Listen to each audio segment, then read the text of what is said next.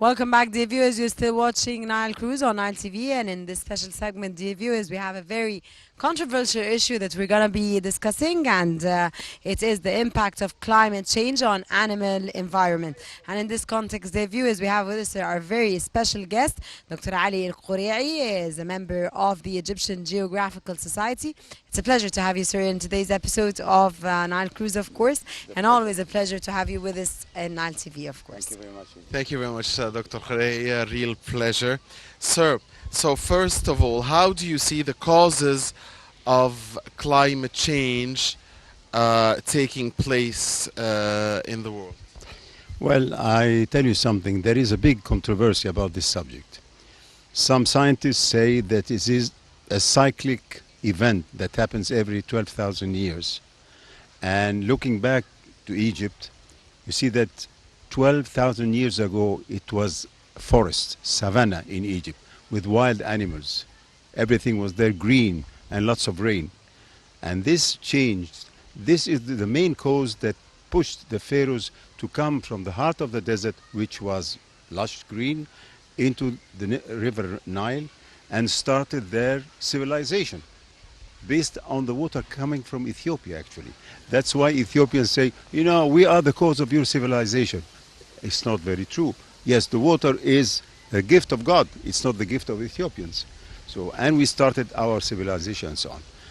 The second theory says this is the cause, the direct cause of industrialization.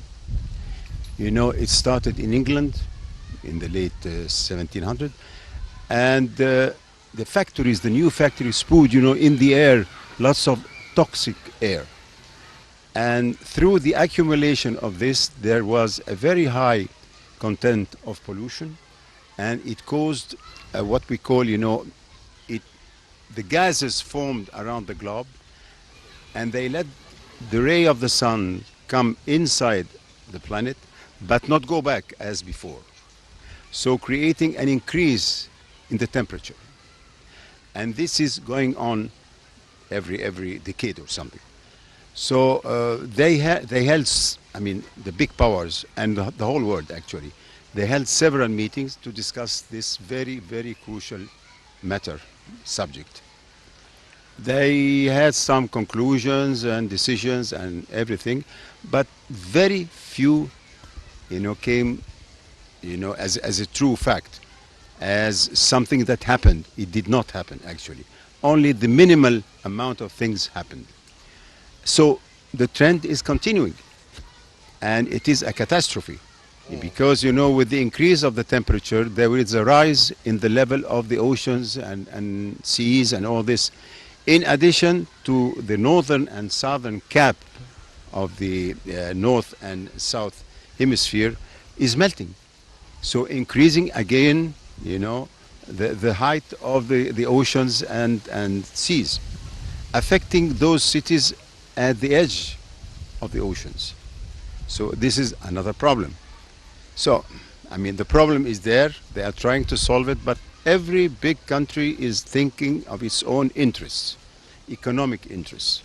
The leading nation is America, followed by China, India, and so on.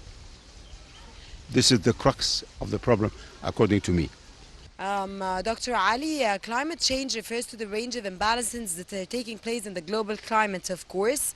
And of course, sir, they are classified as dry areas and other changes, increase in temperature that takes place, floods takes place as well, especially in light of the increase, of course, pollutants and lifestyles change, which is a major cause of this phenomena. From your own point of view, what is the reason behind the spread of this phenomena, sir? Well, as I explained earlier, but I would like to mention something. Look at Europe now, and including North America, Canada. You can feel the change in the climate, definitely. In Canada, it's getting warmer and warmer every year. In the States, same thing. So I'm thinking now, Southern Europe, what will happen in the next 10 or 20 years? Because the vegetation that used to grow in Egypt, North Africa, and so on, can be found now in South Europe, because of the climate change. It's getting warmer, so it allows those vegetation that used to grow in temperate areas to grow in Europe slowly, slowly. Sir, sorry to interrupt you. Can you define vegetation? What's that? Can you define Yeah, all the greeneries, the whether it is greeneries? crops, So the whether it is. greenery is the reason behind the climate getting warmer? No, it's not. As a result, I'm saying, as a result, you face this problem, and even some diseases which were not non-existent in Europe are becoming obvious slowly, slowly, including malaria. Malaria will start creeping into Europe. It used to be in Africa and places like Yes, Nigeria in and all the tropical countries, exactly. Asia, Latin America, Africa. So the whole world is changing slowly, slowly, unless, as I mentioned before, radical solutions can be found and implemented. Not just take decisions and nothing happens. What are the radical solutions from your own point of view, sir? Reduction of the pollution, especially in the industrial sector. This is number one, because it affects everything. The ocean's temperature, the quality of the fresh water that we drink, which constitutes only 1% of the total water in the world, 1%, including lakes, freshwater lakes, rivers, mountains, ice on the mountains. All of this constitute just 1%. And we start polluting this water. And we don't find the necessary water for irrigation, for drinking, for industry, and so on and so forth. How can we control the level of pollution in a country like Egypt? Like Egypt, okay, we have the certain authorities that will do that. They are especially the environmental agency and so on. They should inspect those factories. They have their own standards. Compare it to the standards inside this factory. And those who are exceeding the limits should be stopped, either severe fines or closing the factory. I am against closing the factory because it will affect the output, the capacity of the industry in Egypt. Severe fines should be applied and executed and taken from those and investing in environmental projects, for instance. This is how you do it. Also the water, the quality of the Nile water should be measured from time to time. They do it, but maybe not enough. If you go to Aswan, the quality of the water is fantastic, very clean. The north you go, you find the water decreasing. The quality is decreasing, slowly, slowly. When you get to Cairo, it's incredible. Yeah, it's interest again, but as long as the big powers are fighting, each fighting for its interests at the expense of others, and even within a certain country, if those businesses who pollute continue to work this way because it's their interest, then they are harming the rest of society. So, but the question, Dr. Quriei, is: are we at a stage, in your view, that there must be affirmative action, or are we still exaggerating the dangers? Because this is the view of the other camp, like you guys who are talking about climate change and global warming and so on are exaggerating. So what do you think? Are we somewhere in between, or is it a must to act now? You have to act yesterday, Uh-huh. not today. Uh-huh. Did you forget Vice President Gore and the film he did maybe 10 years ago, giving you facts and figures, throughout the years? Definitely, the human influence is there, negative influence. So there is no exaggeration, except if you want to protect your country and you think this way, you're going to increase the production of the economy, for instance. But you're protecting it today at the expense of tomorrow. The next generations, definitely.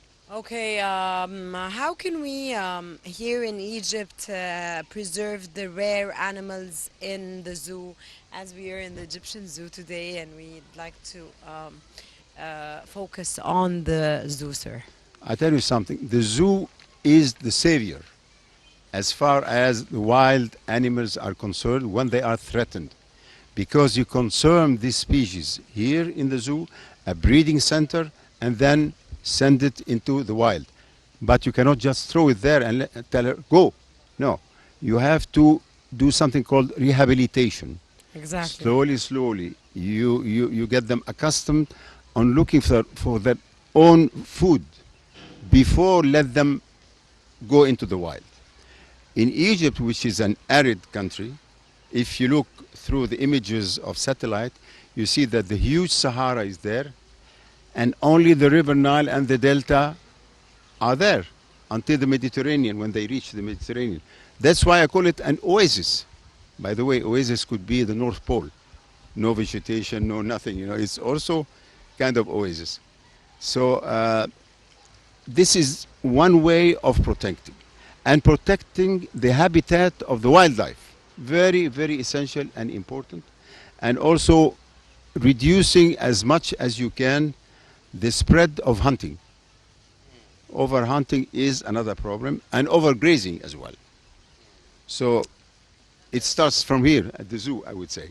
The extent, sir, to which animals are affected by the environmental defects. Well, I think that the heat, the warmth, can affect animals, especially in arid places like Egypt. Because, gazelle, for instance, they can survive without drinking, but they have to feed on soft vegetation because it contains some fluid, and this is just barely enough for them to be able to survive. So the change of this will affect the vegetation, the water, the quality of water, and all this. But there are solutions, like in Namibia, in South Africa. They have a similar conditions like Egypt. But through sound management, they overcame this problem, and they are progressing year after year. The result is getting more tourists, getting hard currency that they need, pouring it into the country. Why don't we do like they do, sir? First of all, you have to have the will to do it. Secondly, you have to have the money to invest. What they did in Egypt, they constituted or they built 17 national parks. But I have driven through all these places, and I've seen with my own eyes. Some national parks are doing fine, but the majority are not.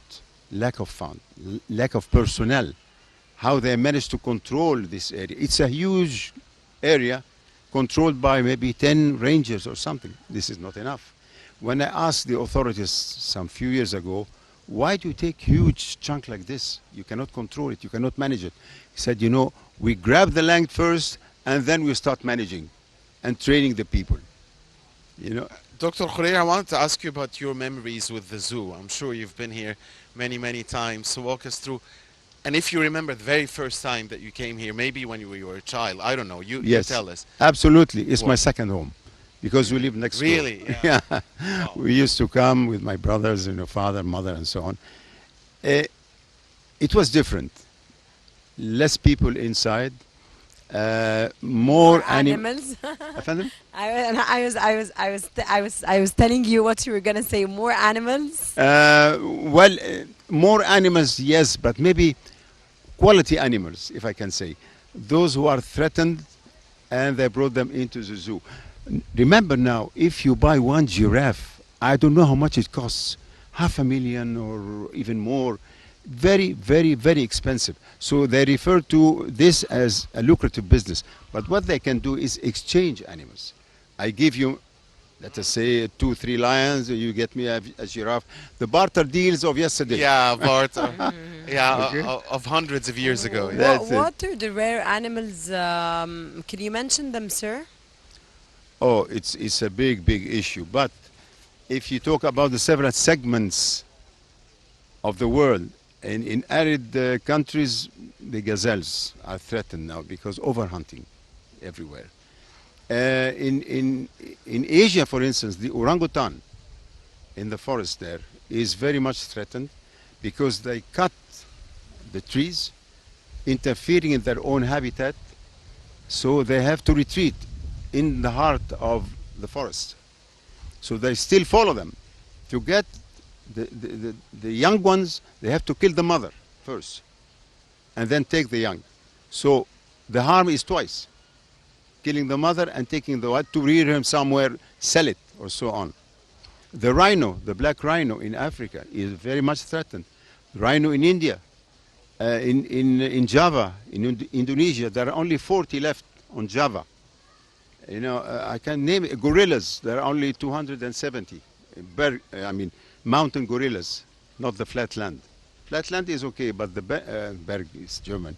The gorillas of the mountains are very much threatened. How can we protect the rare animals that are remaining now? What they do in Africa, for instance, for the rhino, they protect the black rhino by building fences, electrical fences. So no one can get into this enclosure. It's a huge one. And there are soldiers patrolling the area. And they have orders to capture door infiltrators or even kill them if a battle ensues. You know, they shoot. They are very much aware of how they can protect the wildlife in Africa. And it's the white man who used to live there that instilled this idea into the minds of the local population. And it is paying off now. Dr. Quriei, what's your favorite animal? Well, there are many, but Yeah, it seems there's many. you know, maybe the chimp, because it's so close to human beings. 98% of their genes are found in the human beings. Okay? I've been in Gomba National Park, and I was attacked by chimps. 4 of them. Uh-huh. Yes, they surrounded me with my guide. You know, one was carrying a baton, and he wanted to hit Wow. because I thought They thought you are were a intruder. rival? They thought you were a rival to them or something? No, you get into their own territory. Yeah, you are not yeah. accepted. Yeah. So they started by screaming, "Ah, ah," and he's so quiet in the desert. And how did it end? They circled me, and then I started running. Yeah. So I told my guide, leave that stick that you hold because they think we are a threat. Yeah. Throw it away. And we started running.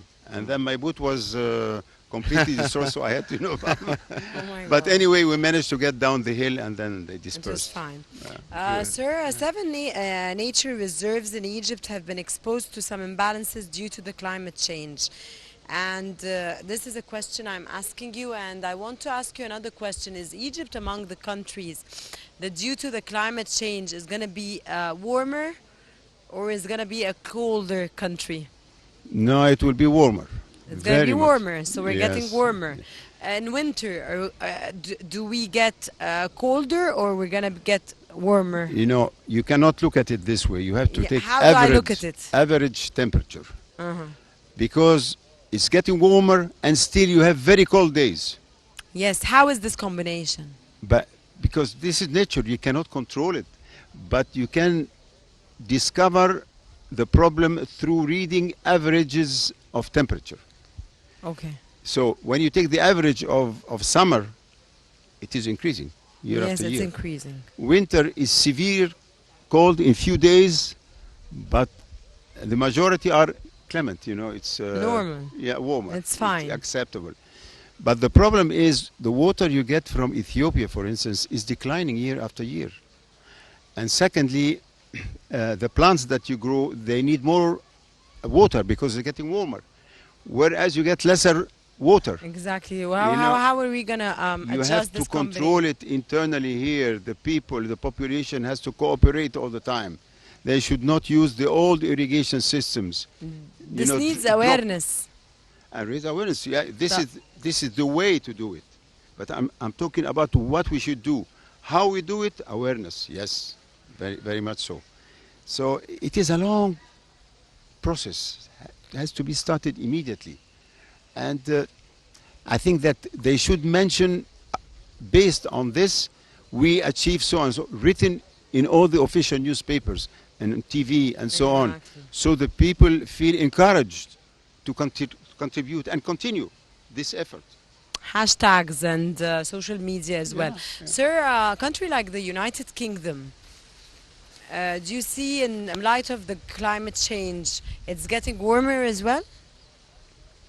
I cannot say exactly because I haven't dwelled for a long time in England, but it is moving north. You have some days Uh, now, I told you in Canada, it's very, very warm. yes. Last year we Same in had the United 46 Kingdom. degrees in France and 44 in Spain. Could you imagine? Things unimaginable.